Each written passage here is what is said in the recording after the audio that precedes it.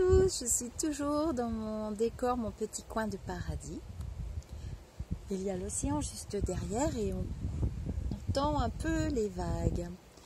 Alors je vais vous faire un petit instant de lecture. Je rigole parce que je vais vous expliquer. Donc c'est toujours Alison Dubois, la célèbre médium. Et en fait, celui-ci c'est son premier livre. Et je pense que je vous ai fait des instants de lecture de son dernier livre. Je les ai lus apparemment dans le désordre. Ben, c'était pas marqué. Hein. Donc je commande les livres d'occasion. Hein. On recycle. Ce qui ne sert plus pour les uns sert très bien pour les autres. Et pour le coup, je me dis, bah, synchronicité, il n'y a pas de hasard. Si je devais les lire dans cet ordre-là, c'est que je devais les lire dans cet ordre-là. Donc là, j'ai choisi de vous lire un extrait. Et du coup, je vais vous mettre devant le joli décor, évidemment. Donc ça s'appelle Ma Voix. Sa voix, hein, pas sa voix où elle chante, sa voix, quoi.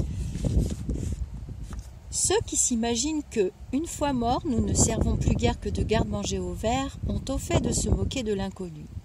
Ceux qui ne croient pas à l'au-delà se dispensent de toute réflexion d'ordre spirituel, ne se remettent pas en cause et ne se soucient guère de la façon dont ils se comportent avec leurs semblables. Un jour que je participais à une émission de télévision, un imbécile, dont je préfère taire le nom, m'a interpellé. Moi, je crois aux esprits. Mais ce qu'il y a de sûr, c'est que je ne les entends pas et que je ne peux pas leur parler. « Parce que vous n'êtes pas médium, ai-je rétorqué. Est-ce si difficile à comprendre? Si nous étions tous en mesure de voir et d'entendre les esprits, cela signifierait que nous sommes tous extralucides. Je peux prendre toutes les leçons de chant que je veux, jamais je n'aurai la voix de Céline Dion. Tout est affaire de dons. Je peux toujours me jeter à corps perdu dans des études de physique, je ne posséderai jamais le cerveau d'Albert Einstein. De même, malgré tous les efforts qu'ils peuvent déployer, la plupart des gens ne parviendront jamais à avoir un esprit ni à s'entretenir avec lui. Nous sommes tous différents, et c'est d'ailleurs ce qui rend le monde aussi passionnant.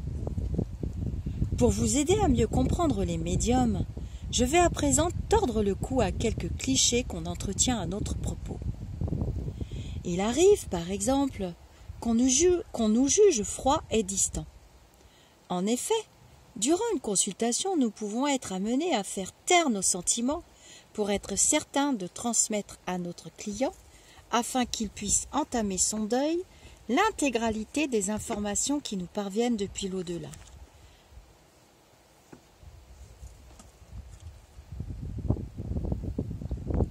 Oui, ça c'est vrai, je suis vraiment d'accord avec ça. Donc je fais un petit aparté, justement, c'est pour ça que je me souviens pourquoi mes guides m'ont demandé de vous lire cet extrait.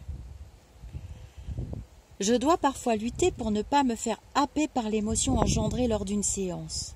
Mais je sais que, si je me laisse submerger, c'en sera fini de ma concentration et mon lien avec les esprits s'en trouvera amoindri d'autant.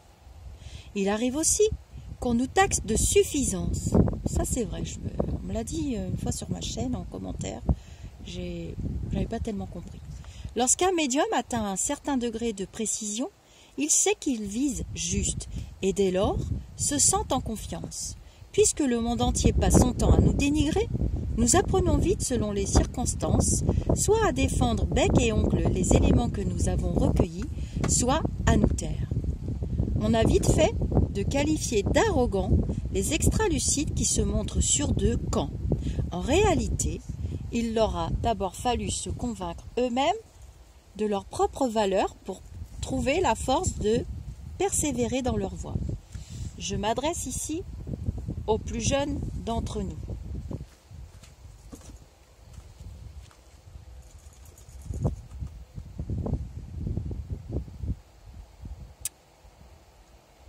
Alors, fiez-vous aux informations que vous recevez, mais sachez rester humble sans jamais perdre de vue que votre client vous dévoile sa vie privée. Les voyants sont des messagers, pas des faiseurs de miracles. Notre seule ambition est de venir en aide aux autres et de les guider. En aucun cas de nous mettre en valeur.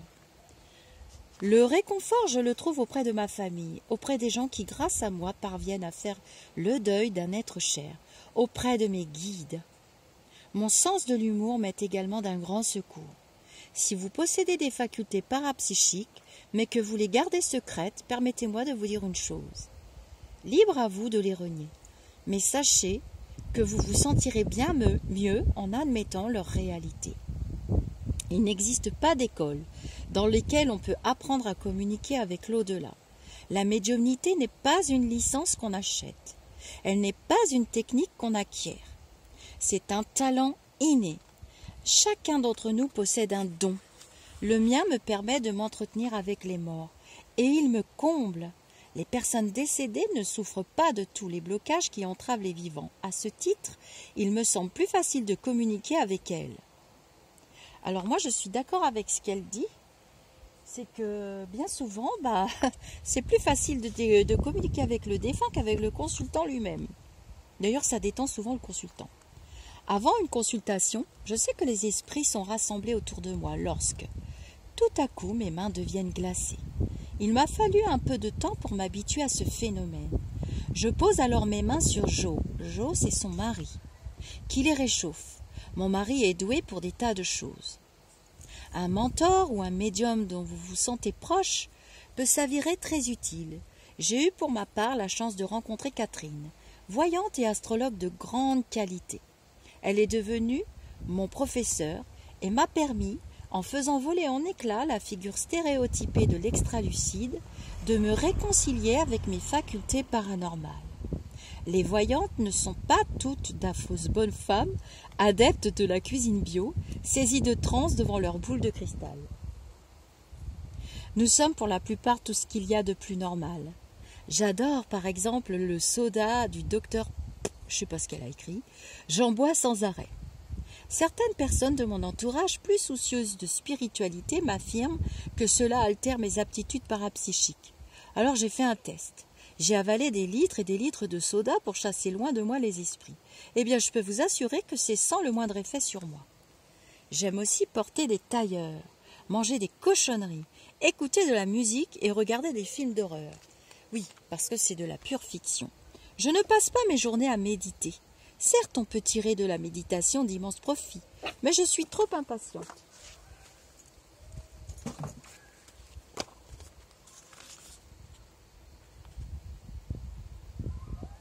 Avant une consultation, je me contente de me recueillir quelques minutes en demandant à mes guides de me transmettre le plus clairement possible les informations en provenance de l'au-delà.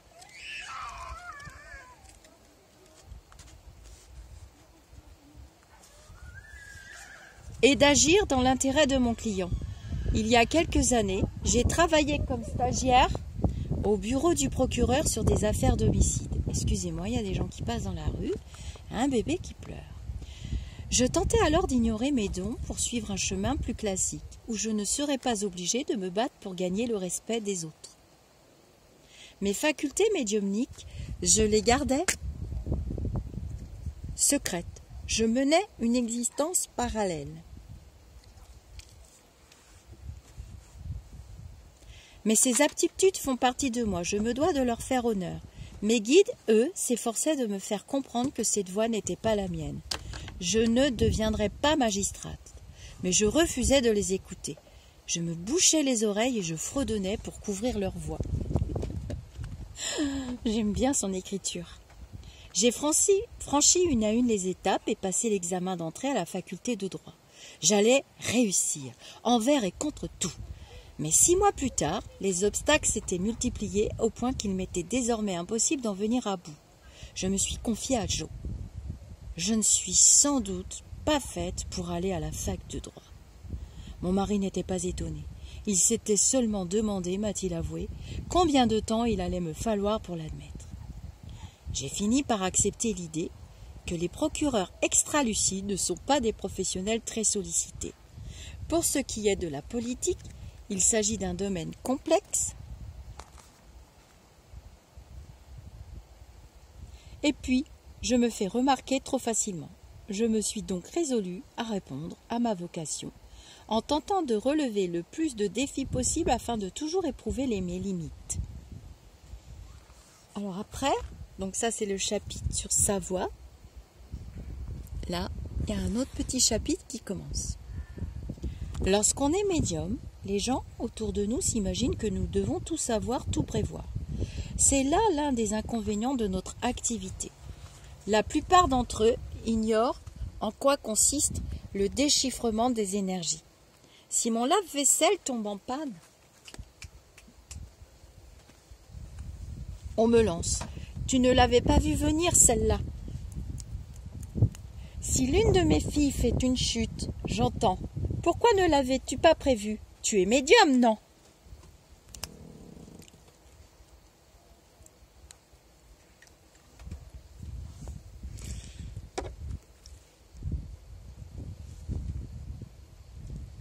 D'une part, l'attention portée aux signes de l'au-delà exige parfois beaucoup d'énergie. Aussi n'y prêtons-nous pas toujours garde. Nous avons notre vie, et nous ne sommes au fond que des êtres humains. D'autre part, un extra-lucide ne voit pas tout. Nous possédons certes un sixième sens, mais à l'instar des 5 autres, ce sixième sens est faillible. Les médiums, comme le reste de l'humanité, sont soumis aux caprices de leur perception. Il arrive que nos yeux nous jouent des tours. Qui n'a jamais cru reconnaître quelqu'un pour se rendre compte ensuite qu'il y avait eu erreur sur la personne? De même, nous comprenons quelquefois de travers ce qu'un interlocuteur nous dit. Ou bien, persuadés d'avoir entendu appeler notre nom, nous nous rendons compte que ce ne sont que des voix s'échappant de la télévision à l'étage au-dessous. Ou encore, nous sommes incapables de nous rappeler où nous avons rangé un objet. Il arrive que nos sens nous trompent. Nous confondons des odeurs. Pensons à tort identifier tel ou tel ingrédient dans un plat. Le sixième sens n'échappe pas à la règle. Un jour, j'ai eu la vision d'une de mes clientes posant près d'un panneau. À vendre. Sur le panneau. Je lui ai donc demandé si elle comptait vendre sa maison. Elle m'a répondu que non. Pourtant, l'image mentale persistait. Envisagez-vous de devenir agent immobilier? Ai-je fini par lui demander. Cette fois, j'avais mis dans le mille. On me fait comprendre que c'est en effet la voie que vous devez suivre. Lorsqu'une vision se répète, cela signifie que l'autre côté du réel tient à vous faire mettre le doigt sur une chose importante. Donc après, elle parle de l'histoire de sa cliente. Et donc je reprends la lecture. Quand on s'efforce de décrypter une vision, il convient d'être prudent. Et ce n'est qu'en multipliant les tentatives ainsi que les erreurs qu'un médium peut progresser. Je suis entièrement d'accord avec Alison Dubois. C'est avec nos erreurs qu'on apprend. Et les retours des personnes qui sont bienveillantes et qui nous expliquent. Je dis souvent que c'est bien souvent le consultant ou la consultante qui comprend le message du défunt, c'est pas tellement nous. Bien souvent, c'est pas tellement nous. En fait, c'est un échange quand même. Il faut avoir éprouvé au moins une fois les impressions qu'une personne ayant succombé à une crise cardiaque nous transmet pour pouvoir reconnaître ses symptômes lors de consultations ultérieures. Un voyant se doit d'expérimenter les sensations associées à diverses causes de décès, de même qu'une large gamme d'émotions pour disposer ensuite des repères nécessaires à une bonne interprétation des signes émis par l'au-delà. Seule la pratique importe. Donc après, elle parle d'un cas. Voilà, elle parle d'une jeune femme qui avait une maladie. Finalement, elle n'avait jamais exploré ce thème, Alison. Et en fait, c'était une sclérose en plaques. Bon, c'est vrai que c'est pas évident. C'est pas toujours évident pour nous de comprendre. Et c'est souvent le consultant qui nous éclaire. C'est ce qu'elle explique dans le reste du mini chapitre que je suis en train de vous lire. Parfois, une information nous parvient sans que nous ayons besoin de nous concentrer. Nous savons, c'est tout. Ou alors un esprit s'acharne à requérir notre attention. Il m'arrive ainsi d'entendre une voix hurler un nom à mon oreille jusqu'à ce que je transmette son message. Une âme en peine fait fi des convenances. Tout dépend de la précision et de la puissance manifestée par l'énergie qui s'exprime, de notre capacité à recevoir les renseignements qu'elle tente de nous délivrer, ainsi que de la bonne volonté de la personne à qui ces informations sont destinées.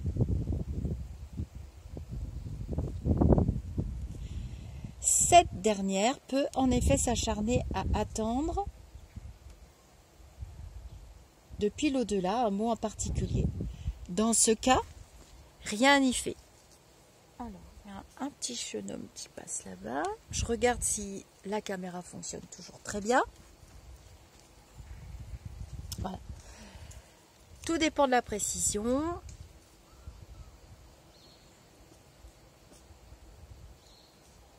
Dans ce cas, rien n'y fait. Malgré l'exactitude des données que nous lui fournissons, le client est déçu.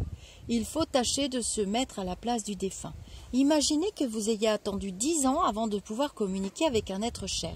Soudain, vous ne disposez que de 30 petites minutes pour lui dire tout ce que vous avez à lui dire.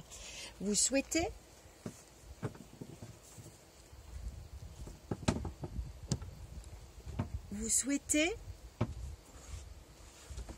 communiquer avec un être cher. Vous souhaitez de toutes vos forces combler le vide que votre départ a laissé dans son cœur et lui faire comprendre que vous demeurez à ses côtés. Peut-être n'aurez-vous pas de seconde chance. C'est maintenant qu'il faut vous exprimer vos émotions. C'est maintenant, ouais. C'est vrai que quelquefois, quand on se retrouve en consultation, on a souvent le cas, nous les médiums, des gens qui se mettent à courir. Bon, bah dépêchez-vous parce que ça va être court, combien de temps je dispose, tout ça. Alors tout ça, c'est faux, hein. Il n'y a pas de durée. On peut pas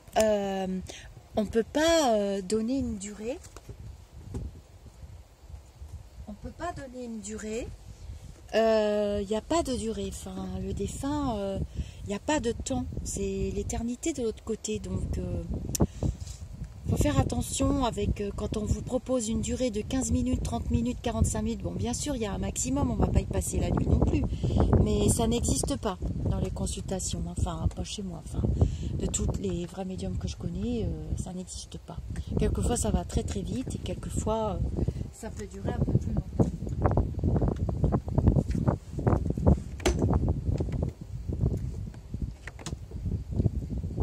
Voilà. Alors on se met à la place du défunt, évidemment, on communique avec, c'est pas évident. C'est maintenant qu'il faut exprimer vos émotions. Quelle est la chose la plus importante à lui faire savoir? Bien entendu, c'est que vous l'aimez, par exemple. Quelle est la chose que vous êtes navré? Allez-vous me révéler son nom pour que je le lui répète? Le nom de ses proches? Allez-vous évoquer des souvenirs communs? Des objets possédant à vos yeux comme aux siens une valeur sentimentale? En tout cas, il n'est plus temps pour vous de jouer au mot de passe. Vous ne désirez qu'une chose, laissez parler vos sentiments, l'amour, le bonheur, le regret. Si vous tous qui me lisez avez la chance d'entrer en contact avec l'un de vos chers disparus, écoutez ce qu'il a à vous dire. Oubliez vos idées préconçues. Voilà, je vais stopper parce que de toute façon ça va couper. Je sais, parce que faut pas que les vidéos soient trop longues. Ça va couper. Je parle de de mon téléphone. Alors après, il y a un autre passage où, voilà, je vous le montre. Là, ici, médium à mots grossiers, où elle explique comment elle s'est fait dévisser la tête dans une émission de télé, mais c'est juste un exemple qu'elle donne parce que en fait ça lui arrivait plusieurs fois. Et c'est vrai que, mais alors avec des grosses moqueries, bon, elle explique qu'elle ne s'est pas démontée, elle a quand même donné les messages. Alors, tout le monde croit que cette activité professionnelle, enfin, on est amené à faire cette activité professionnelle ou pas, c'est très facile. Et en fait, quand on lit des littératures d'autres médiums, enfin, elle est très très connue, moi, ça m'a apporté beaucoup parce que je me suis rendu compte que j'étais normale. C'est pas facile du tout. On est sujet et on est à la raillerie, à la moquerie, au scepticisme, qui sont des vibrations très basses. Et c'est normal parce que c'est la peur de l'inconnu. C'est ce qu'on ne sait pas. On n'est pas non plus des milliards et des milliards à avoir cette faculté, hein, comme elle l'explique très bien, comme le chant. Je l'avais déjà dit plusieurs fois. C'est pas parce qu'on va prendre des cours de chant ou des cours de violon, de guitare, de danse aussi, puisque j'assimile ça souvent à un don, hein, la danse, la musique, la chanson, la peinture, le dessin. C'est pas parce qu'on va prendre des cours qu'on va se transformer en Johnny Hallyday, Salvatore Dali, Marie-Claude Pietragala. Enfin voilà, bon, ça va être coupé hein, les noms peut-être dans la vidéo. J'espère que vous comprendrez le message que j'ai voulu un petit peu vous faire passer à travers cette vidéo. Et c'est pas de tout repos parce que bon, pour moi c'est une passion, mais ça vous mange tout un espace de vie. Ça vous prend beaucoup de temps, alors il faut vraiment aimer ça. Voilà, je vais vous souhaiter une très bonne journée. Il y a de la vie, hein. Il y a des gens qui commencent qui se baladent un petit peu. Mais c'est quand même mon paradis. Allez, je vous fais des gros bisous. Je vous dis namasté. Je laisse les commentaires activés, hein, malgré le piratage dont je suis victime. Donc moi, j'ai terminé le livre. Donc ça, c'est son premier livre. Je vous ai lu des extraits de son 3e livre. Et je vais vous dire namasté. Dans cet endroit vraiment magique. Il n'y a pas de soleil aujourd'hui. C'est pas grave, ça fait du bien aussi, ça rafraîchit. Je vous souhaite bonnes vacances pour tous ceux qui sont en vacances, beaucoup de courage pour tous ceux qui travaillent et beaucoup de lumière aussi pour tout le monde et pour les autres. À très vite mes amis d'ici ou d'ailleurs.